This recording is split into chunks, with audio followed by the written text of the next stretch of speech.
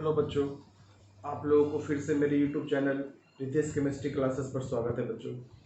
तो हम लोग पिछले वीडियो में क्या देखे थे बच्चों कि कैसे हम लोग जो है डॉस प्रोसेस यूज कर पाए थे कि क्लोरोबेंजीन से कैसे बना पाए थे हम लोग फिनॉल, है ना। डॉस प्रोसेस हम लोग देख पाए थे, उसमें कुछ इंपॉर्टेंट बात देख पाए थे कि अगर नाइट्रो ग्रुप जुड़ जाए ऑर्थो पारा पोजिशन पर, यानी कि इलेक्ट्रॉन विड्रॉइंग ग्रुप ऑर्थो पारा पर जुड़ जाए क्लोरोबेंजीन में, तो फिर उसकी रिएक्टिविटी और भी बढ़ जाती है। इसका रीजन बताए थे बच्चों। आज हम उसका लास्ट रिएक्शन करने वाले हैं हेलोबेंजीन का, क्लोरोबेंजीन का। उसका नाम है इलेक्ट्रोफिलिक सब्स्टिट्यूशन रिएक्शन। ठीक है बच्चों, ये क्योंकि हम 4 रिएक्शन आपको बताए थे, 5 रिएक्शन बताए थे हेलोबेंजीन में। जो पहला था आपका कि रिएक्शन विथ मेटल, है ना, रिडक्शन ऑफ हेलोबेंजीन। उसके बाद जो था न्यूक्लियोफिलिक सब्स्टिट्यूशन रिएक्शन, जिसमें कि डॉस प्रोसेस आया था, ठीक है ना। फिर मेटल से कैसे रिएक्शन करवाया था, उसमें 3 रिएक्शन आया था, फिटिक रिएक्शन, वुड फिटिक रिएक्शन और कैसे हम लोग ग्रेनाइट रीजन का फॉर्मेशन कर पाएंगे। इस सब बात हम लोग पिछले वीडियो में देख पाए थे बच्चों। आज हम लोग हेलोबेंजीन, हेलोएरीन या हेलोल्किन का एक लास्ट पॉइंट आप पढ़ने वाले हैं। इसका नाम है electrophilic substitution reaction of haloarene या हेलोबेंजीन। ठीक है, इसके बाद एनसीईआरटी का कुछ न्यूमेरिकल्स करेंगे, कुछ क्वेश्चंस करेंगे हम लोग, और उसके बाद हम लोग इस चैप्टर को हम लोग फिनिश करेंगे। ठीक है बच्चों, तो आज देखिए हम लोग क्या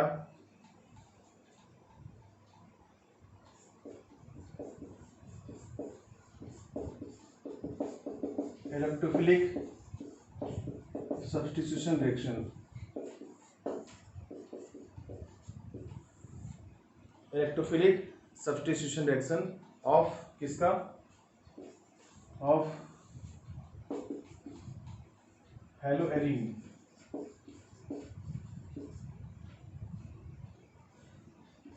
हेलोएरीन, है ना। ये हम देखेंगे बच्चों हम लोग। ठीक है, हेलोएरीन का हम लोग इलेक्ट्रोफिलिक सब्स्टिट्यूशन रिएक्शन देखेंगे।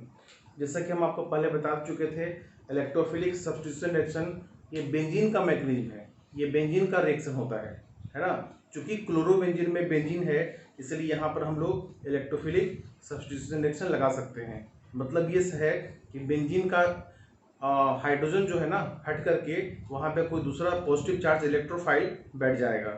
बेंजीन से क्या हटेगा बच्चों, हाइड्रोजन हटेगा, और वहाँ पर कोई दूसरा इलेक्ट्रोफाइल, पॉजिटिव चार्ज इलेक्ट्रोफाइल वहाँ पे बैठ जाएगा।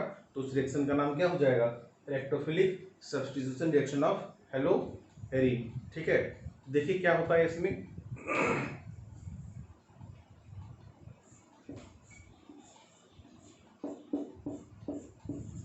जैसा कि हम लोग क्लोरोबेंजीन ले लिए यहाँ पर, है ना, क्लोरोबेंजीन।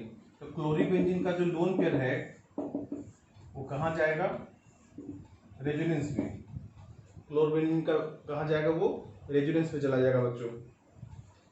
तो रेजोनेंस में जाएगा तो क्या हो पाएगा, रेजोनेंस में जाने से यहाँ पर पार्शियली डबल बॉन्ड आ जाएगा, यहाँ प्लस हो जाएगा और यहाँ पर माइनस हो जाएगा। देखिए इस क्लोरो के रिस्पेक्ट में ये पोजीशन ऑर्थो पोजीशन कहलाता है, ये मेटा है, ये क्या है, पारा है ना। ऑर्थो मेटा पारा, फिर से मेटा, फिर से ऑर्थो। तो देखिए क्लोरीन का जो लोन पेयर है वो अंडर को रेजोनेंस गया, तो कहाँ कहाँ पर नेगेटिव चार्ज आया, इस पे ध्यान देंगे बच्चों आप लोग। तो ये नेगेटिव ऐसा हो गया आपका, यानी एक ऑर्थो पर नेगेटिव आया, तो फिर यहाँ पर ऐसे कर दें हम लोग, रेजोनेंस करवा दें फिर से। क्लोरीन का लोन पर अंडर को रेजोनेंस आने की वजह से ये सब नेगेटिव चार्ज यहाँ पर आ रहा है। तो पहला नेगेटिव चार्ज कहाँ पर आया बच्चों, ऑर्थो पर। दूसरा कहाँ आ पाएगा,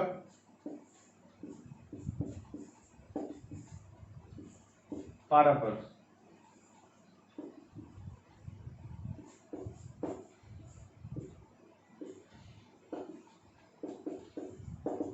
फिर से ऑर्थो पर, लास्ट में क्या हो पाएगा,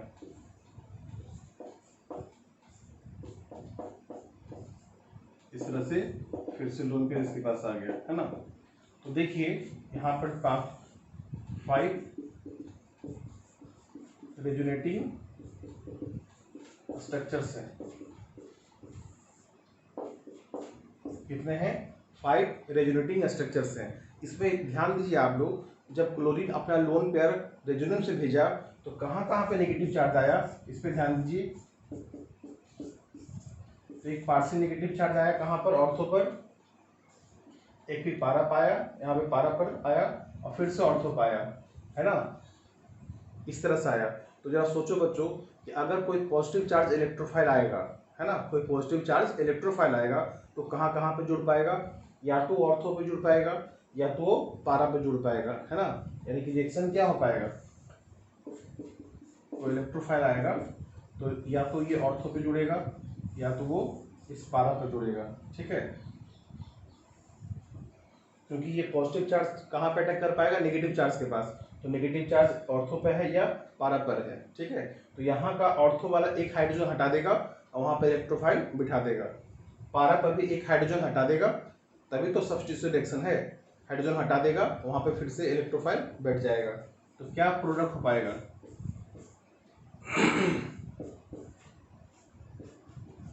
याद रखेंगे बच्चों आप लोग, यहाँ पर जो इलेक्ट्रोफाइल बैठ पाया है, यहाँ पे पहले से एक हाइड्रोजन था उसको हटा करके इलेक्ट्रोफाइल बैठा है, इसलिए इस रिएक्शन का नाम क्या होने वाला है, इलेक्ट्रोफिलिक सब्स्टिट्यूशन रिएक्शन, ठीक है बच्चों।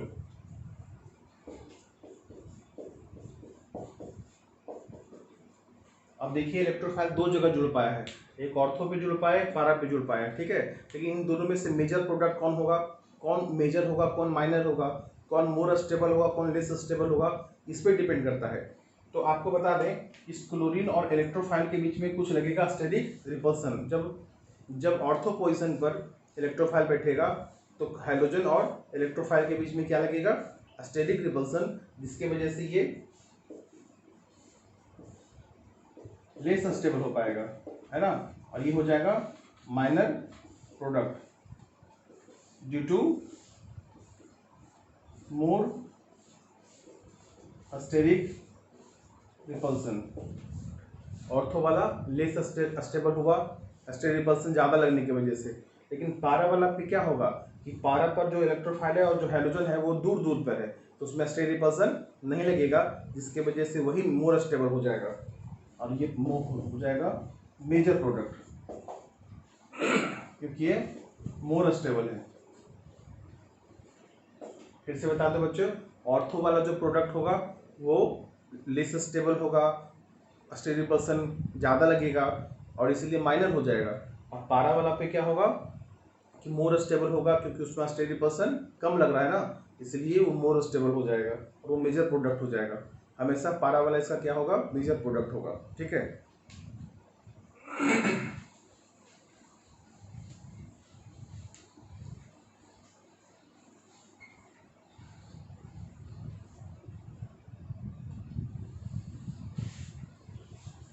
तो देखो बच्चों यहाँ पर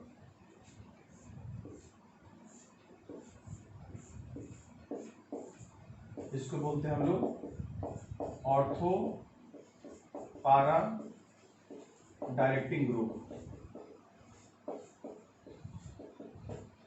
इसका नाम ऑर्थो पारा डायरेक्टिंग ग्रुप क्यों नाम पड़ गया, क्योंकि इस क्लोरीन के वजह से, है ना, ऑर्थो पारा पर नेगेटिव चार्ज डेंसिटी क्या हुआ, ज़्यादा बढ़ा है आपका, है ना, उसकी वजह से इलेक्ट्रोफाइल जो आएगा ऑर्थो और पारा पोजिशन पे आएगा, इसीलिए इसका क्या नाम पड़ गया, ऑर्थो एंड पारा डायरेक्टिंग ग्रुप, ठीक है। जैसा कि जानते हैं कि बेंजीन के पास 5 रिएक्शन होता है, nitration, sulphonation, halogenation, Friedel-craft alkylation और फ्रिडल-क्राफ्ट एसाइलेशन, वो 5 रिएक्शन करेंगे बच्चों हम लोग।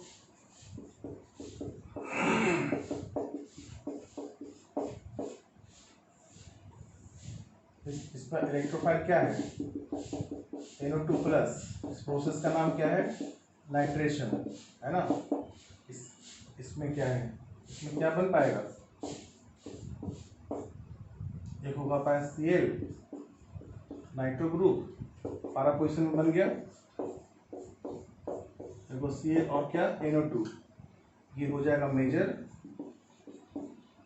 ये हो जाएगा माइनर, है ना। इसमें और जो पारा पे नाइट्रो है ना और जो क्लोरीन है उसके बीच में डिस्टेंस ज़्यादा है और इसके बीच में नहीं लग रहा स्टेरिक रिपल्सन, इसके वजह से ये मेजर प्रोडक्ट हो जाएगा। और चूंकि यहाँ पर स्टेरिक रिपल्सन लगेगा, इस तरह से दिखा पाएंगे हम लोग, स्टेरिक रिपल्सन लगेगा जिसके वजह से क्या हो जाएगा, ये माइनर प्रोडक्ट हो जाएगा। कॉम्प्लेक्स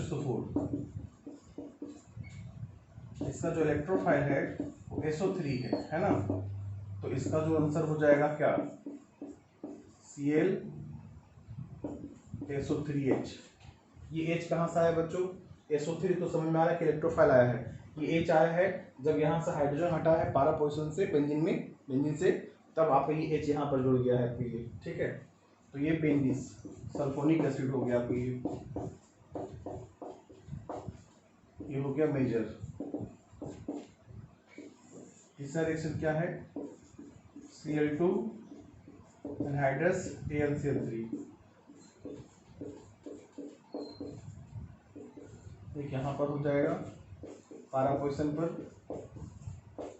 याद रखेंगे बच्चों आप लोग कि जब भी हमको इलेक्ट्रोफाइल यहाँ, जैसे इलेक्ट्रोफाइल यहाँ पर क्या है Cl+, तो जो भी इलेक्ट्रोफाइल यहाँ पर जोड़ रहे हैं वो हाइड्रोजन बेंजीन पर जो हाइड्रोजन था या पारा या ऑर्थो पोजीशन पर जो हाइड्रोजन था उसको हटा करके यहाँ पर क्लोरीन जोड़ रहे हैं, ठीक है। इसलिए इसका नाम पड़ रहा है इलेक्ट्रोफिलिक सब्स्टिट्यूशन रिएक्शन, ठीक है बच्चों। ये 3 रिएक्शन देख रहे हैं आप लोग यहाँ पर। अभी 2 रिएक्शन और है, इसका नाम है फ्रीडल-क्राफ्ट अल्काइलेशन और फ्रीडल-क्राफ्ट एसाइलेशन, उसको भी देख लीजिए।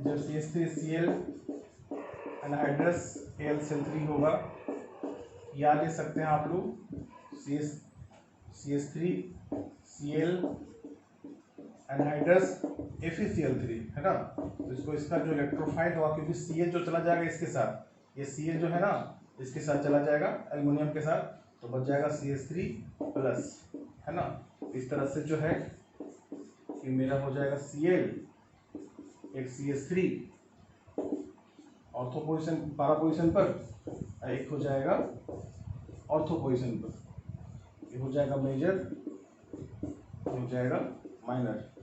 इस रिएक्शन का नाम क्या है बच्चों? Friedel-Crafts alkylation. इसका नाम है फ्रीडल-क्राफ्ट अल्काइलेशन। जब हम लोग एसाइलेशन ले, हम लोग एसिड हैलाइड लेते हैं हम लोग एनहाइड्रस AlCl3 के रूप में। AlCl3 के जगह पर आप FeCl3 ले सकते हैं बच्चों, उससे मतलब नहीं है। ये हेलोजन इसके पास जाएगा एल्युमिनियम के पास, और इसका इलेक्ट्रोफाइल क्या बन जाएगा? CO+, क्योंकि क्लोरीन निकला है Cl- के रूप में, तो इस कार्बन पे आएगा प्लस चार्ज, है ना। तो यहाँ पर यही इलेक्ट्रोफाइल को जोड़ देंगे हाइड्रोजन हटा करके, Cl COCH3 plus Cl COCH3। इस तरह से ये मेजर हो जाएगा, माइनर हो जाएगा बच्चों। इस तरह से हम लोग बना पाए हैं। तो ये इलेक्ट्रोफिलिक सब्स्टिट्यूशन रिएक्शन का 5 रिएक्शन जो होता था, पांचों दिखाए आप लोगों को कि क्लोरीन की वजह से इलेक्ट्रोफाइल ऑर्थो और पारा पोजीशन पे जाएगा हाइड्रोजन हटा करके, ठीक है। इस रिएक्शन का नाम था इलेक्ट्रोफिलिक सब्स्टिट्यूशन रिएक्शन, ठीक है। अब यहाँ पे एक क्वेश्चन आता है बच्चों कि क्लोरोबेंजीन का जो रिएक्टिविटी है toward the electrophilic substitution reaction वो बहुत कम होता है। ऐसा क्यों होता है, इसके बारे में जरा समझ ले हम लोग।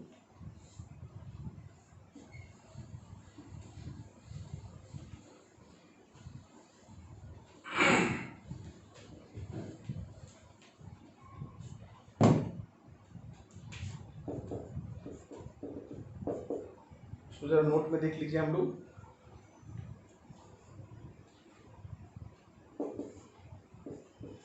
Why reactivity of chlorobenzene is very low toward electrophilic substitution reaction। ऐसा क्यों हो पाएगा, है ना। इसका आंसर हम आपको बताते हैं। तो हम आपको बता दें कि जो बेंजीन पे जो क्लोरो जुड़ा हुआ है क्लोरोबेंजीन में, तो उस क्लोरो का एक स्पेशल प्रॉपर्टी होता है कि क्लोरो जो होता है दो तरह का इफेक्ट शो कर पाता है। एक -I इफेक्ट, दूसरा प्लस मेसोमेरिक इफेक्ट। एक होता है minus inductive effect, negative inductive effect, दूसरा क्या होता है positive mesomeric effect. Mesomeric effect का मतलब रेजोनेंस इफेक्ट। तो दोनों इफेक्ट जरा देखें बच्चों इसमें।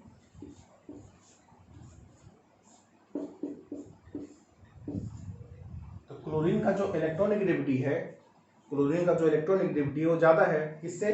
इस वाले कार्बन से, की कार्बन से। इस कार्बन से इस क्लोरीन का इलेक्ट्रोनेगेटिविटी ज़्यादा होने की वजह से क्लोरीन चाहता है कि इलेक्ट्रॉन पेयर अपने तरफ खींचे, है ना। तो ये इलेक्ट्रॉन ऊपर जा रहा है, तो ये क्या शो कर रहा है? सो माइनस आई इफेक्ट। ज़्यादा इलेक्ट्रोनेगेटिव होने की वजह से ये इलेक्ट्रॉन को अपने तरफ खींचेगा, तो क्या शो करेगा? वो माइनस आई इफेक्ट, ठीक है। और दूसरा क्या हो गया?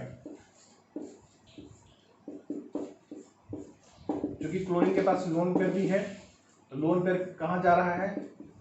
रेजोनेंस में जा रहा है ना। इसके वजह से क्या हो रहा है कि इलेक्ट्रॉन नीचे भी आ रहा है, फिनाइल की तरफ भी आ रहा है। तो पहले वाले में क्या किया? क्लोरीन फिनाइल से इलेक्ट्रॉन खींच लिया, तो माइनस आई इफेक्ट शो किया, है ना, इसके इलेक्ट्रॉन को अपने तरफ खींचा। लेकिन दूसरे वाले में क्या हो रहा है कि नेगेटिव चार्ज जो लोन पेयर होता है हैलोजन का वो अंडर को कहाँ गया?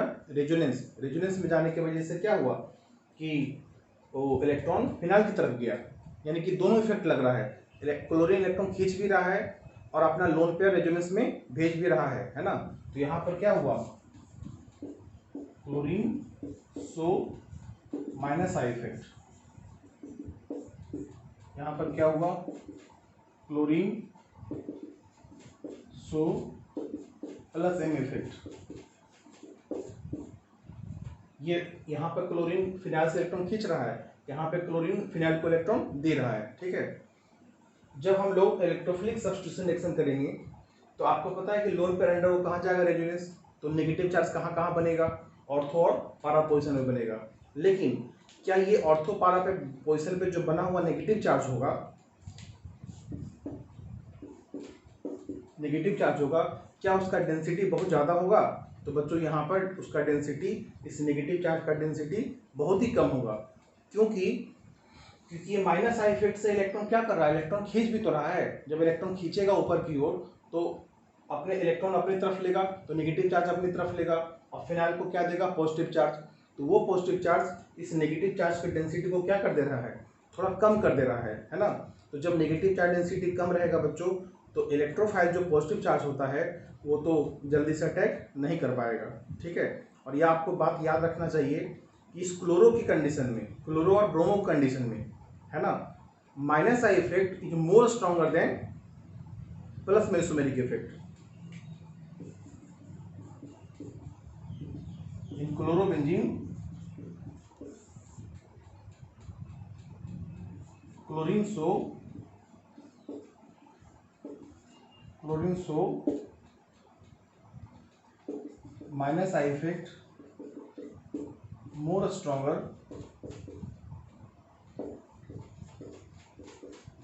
Then plus M effect in chlorobenzene.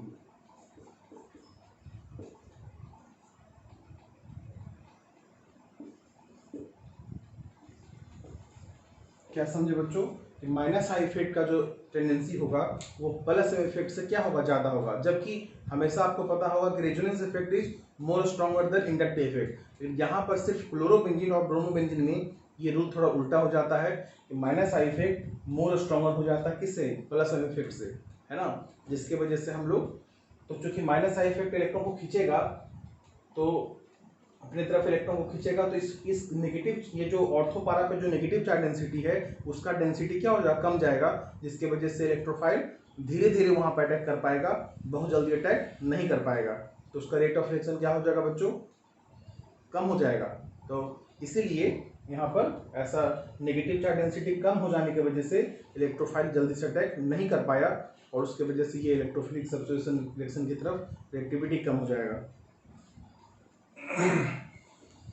इसको बच्चों आप लोग थ्योरी के रूप में लिख लें तो ज़्यादा अच्छा होगा। फिर से एक बार लास्ट बता दें कि क्लोरीन का लोन पेयर रेजोनेंस में तो गया और माइनस चार्ज बनाया ऑर्थोपारा पोजीशन पर, ठीक है, ऑर्थोपारा पे बनाया नेगेटिव चार्ज, लेकिन इसका माइनस आई इफेक्ट जो है, क्लोरीन का जो माइनस आई इफेक्ट होता है वो ज़्यादा स्ट्रॉन्ग होता है किससे? प्लस एम इफेक्ट से।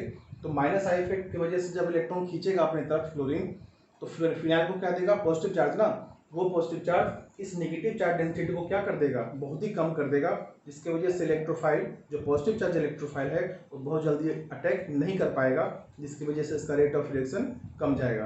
तो इस जो हम बोलते हैं बच्चों, आप उसको नोट्स बनाएं, वो अच्छा होगा आपके लिए। बोर्ड पे ज़्यादा लिखना अच्छा नहीं है, आप जो है अपने से भी नोट्स बना सकते हैं, जो हम बताए हैं उसको लिख लीजिए। और ये इंपॉर्टेंट बात है आपके लिए, जहाँ पर दिखा रहा है आप लोगों को।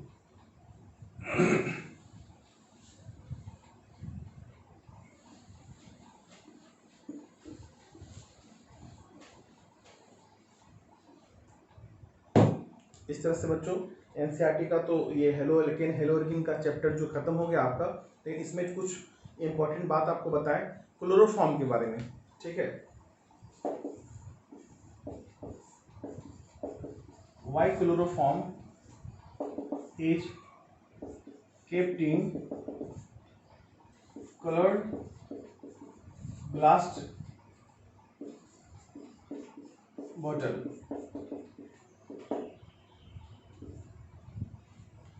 क्यों जो क्लोरोफॉर्म को कलर्ड ग्लास बोतल में रखा जाता है, ठीक है।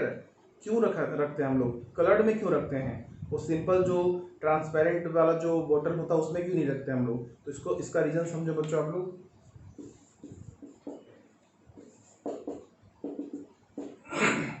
क्योंकि क्लोरोफॉर्म जब ऑक्सीजन के प्रेजेंस में आएगा और जब लाइट वहाँ पर पड़ेगा, क्योंकि अगर कोई सिंपल बॉटल रखेंगे तो लाइट उसमें ज़्यादा पड़ेगा, तो लाइट के प्रेजेंस में ये क्लोरोफॉर्म ऑक्सीजन के प्रेजेंस में क्या होता है, ये क्लोरोफॉर्म एक very poisonous gas phosgene gas में कन्वर्ट हो जाता है, ठीक है। तो यहाँ पर देखेंगे जरा बच्चों को, देखो CaCl3 इसका नाम क्लोरोफॉर्म है। जब ऑक्सीजन से रिएक्शन करता है ना, किसके प्रेजेंस में, लाइट के प्रेजेंस में, ये लाइट एनर्जी है। तो लाइट एनर्जी के प्रेजेंस में जब रिएक्शन करेगा तो क्या हो जाएगा, ये रिएक्शन कर जाएगा, हाफ मोल ले लीजिए, ये HCl को यहाँ से निकाल देगा, इस कार्बन को ऑक्सीडाइज कर देगा, ये ऑक्सीडाइज एजेंट है ना ऑक्सीजन, तो ऑक्सीडाइज करके यहाँ HCl निकाल देगा और यहाँ पर एक ऑक्सीजन बैठ जाएगा, तो क्या हो जाएगा, एक HCl है ना, इसका नाम है फॉस्जिन गैस, पॉइजनस गैस है आपको, ये पॉइजनस गैस होता है, ठीक है। तो सारा का सारा देखिए, अगर क्लोरोफॉर्म को हम उस सिंपल बोतल में रखते हैं तो लाइट के प्रेजेंस में सारा क्लोरोफॉर्म क्या होगा, ऑक्सीजन के प्रेजेंस में फॉस्जिन गैस में बदल जाएगा। एक बात जरूर याद रखें बच्चों, क्लोरोफॉर्म को हमेशा जिस बोतल में रखा जाए उसको टॉप तक उसको भर कर रखा जाए, नहीं तो अगर थोड़ा सा भी उसमें खाली जगह रहेगा उसमें एयर की मात्रा आ जाएगा, और वो एयर आएगा तो एयर जो है ना लाइट के प्रेजेंस में क्लोरोफॉर्म को क्या कर देगा, फॉस्जिन गैस में कन्वर्ट कर देगा, ठीक है। इसकी वजह से क्लोरोफॉर्म नहीं रख करके फॉस्जिन गैस में, पॉइजनस गैस में कन्वर्ट हो जाएगा। इसके लिए एक उपाय है बच्चों, जो आप समझ रहे हैं यहाँ पर, कि जब हम क्लोरोफॉर्म को रखें तो 1% उसमें इथेनॉल भी डाल दें, ठीक है। इथेनॉल जो होता है वो इस फॉस्जिन गैस को, जो कि आपका पॉइजनस है, उसको non toxic gas dimethyl carbonate में कन्वर्ट कर देगा बच्चों उसको, ठीक है। यानी कि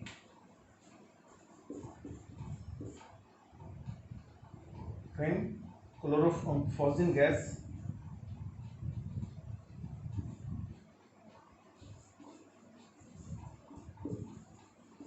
reacts with 1% ethanol, then this gas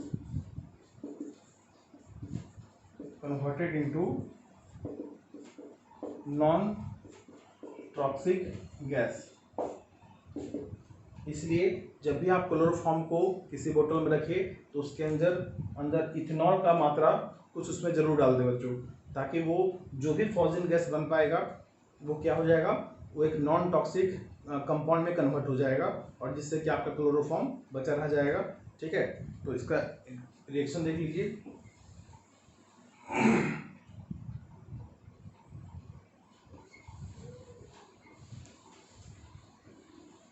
अगर फॉजिल गैस जो है इथेनॉल CH3CH2OH, तो यहाँ पर अगर 2 मोल लिया जाए तो यहाँ का H और यहाँ का दोनों Cl है ना, निकल जाएगा और क्या बन जाएगा,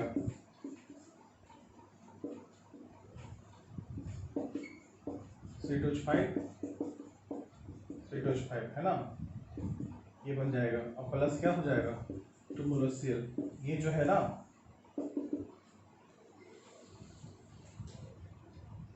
डाई इथाइल कार्बोनेट हो गया, और ये क्या होता है, नॉन टॉक्सिक कंपाउंड है। सारे फॉजिल गैस को जो पॉइजनस होता था उसको नॉन टॉक्सिक गैस कंपाउंड में कन्वर्ट कर दिया है, इसलिए उसमें 1% इथेनॉल डालना जरूरी होगा बच्चों, ठीक है।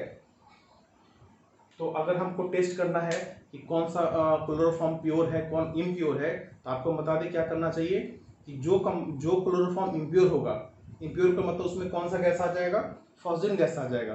तो उस फॉजिल गैस उस इम्प्योर कंपाउंड क्लोरोफॉर्म में अगर एक्वस एजिनो3 डालेंगे, एक्वस एजिनो3 सिल्वर नाइट्रेट, तो वहाँ पर एजिस का व्हाइट प्रिसिपिटेट बैठने लगेगा बच्चों, जब वो इम्प्योर होगा तो। और अगर वो इम्प्योर नहीं होगा तो ये तो फॉजिल गैस नहीं बनेगा, जिसके वजह से कोई एजीसीएल का व्हाइट प्रिसिपिटेट नहीं बैठेगा बच्चों, ठीक है। इस तरह से हम प्योर इम्प्योर को हम लोग टेस्ट भी कर सकते हैं। अब हम लोग बच्चों एक रिएक्शन आपको बताएंगे यहाँ पर एनसीईआरटी का, जरा उसको भी देख लें आप लोग।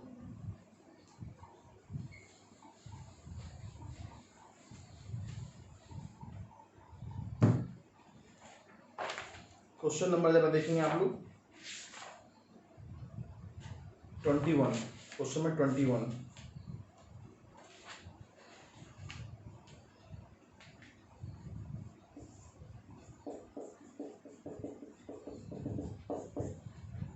क्या कहता है, प्राइमरी अल्काहलाइड C4H9Br, C4H9Br, और ये प्राइमरी है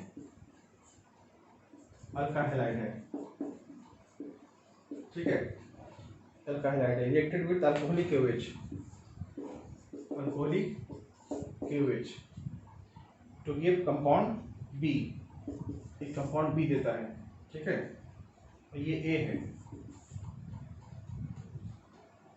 B is reacted with HBr to give C, और ये HBr से रिएक्शन किया तो क्या बन गया C, which an isomers of A, ये क्या है, आइसोमर ऑफ A है, ठीक है, which is isomer of A, where when A is reacted with sodium metal, sodium try ether है ना, तो ईथर से होगा तो ये कंपाउंड D, ये कंपाउंड D बनाया, C, इसका फॉर्मूला है C8H18, which is different from the compound formed when n-butyl bromide is reacted with sodium ethanol का, ठीक है, n-butyl bromide ये डिफरेंट है आपका। जैसे देखो आप इसको बच्चों, ये प्राइमरी अल्काहलाइड है, तो इसको अगर देखेंगे हम लोग तो दो प्राइमरी अल्काहलाइड इस कंपाउंड का 2 बन सकता है, जरा देखिए यहाँ पर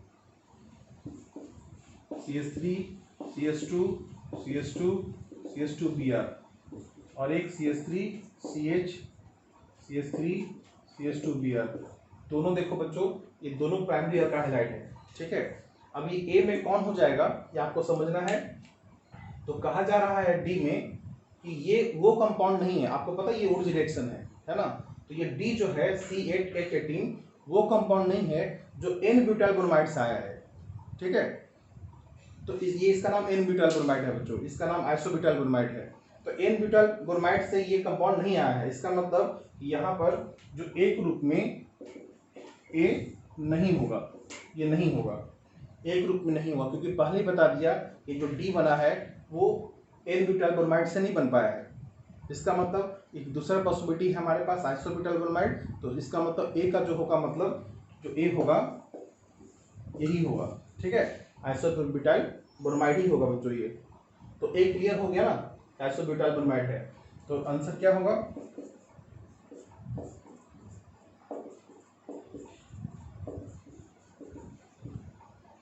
जब हम लोग अल्कोहलिक बेस से रिएक्शन करें, ये जो ए है तो क्या बन पाएगा, ये यहाँ से H, यहाँ से क्या निकलेगा, ये बन पाएगा।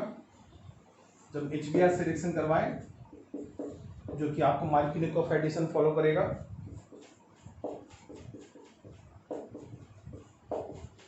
इस तरह से हो पाएगा। ये जो कंपाउंड है वो C जो हो गया, ये C है, ये B है, ये जो C है A का क्या है, आइसोमर से ना, ये आइसोब्यूटाइल ब्रोमाइड, ये टर्सरी ब्यूटाइल ब्रोमाइड, ठीक है। और D जो हो पाएगा, जो यहाँ D हो पाएगा, जो इससे आया है, इसका कंपाउंड क्या हो पाएगा, इसका डबल कर दीजिए,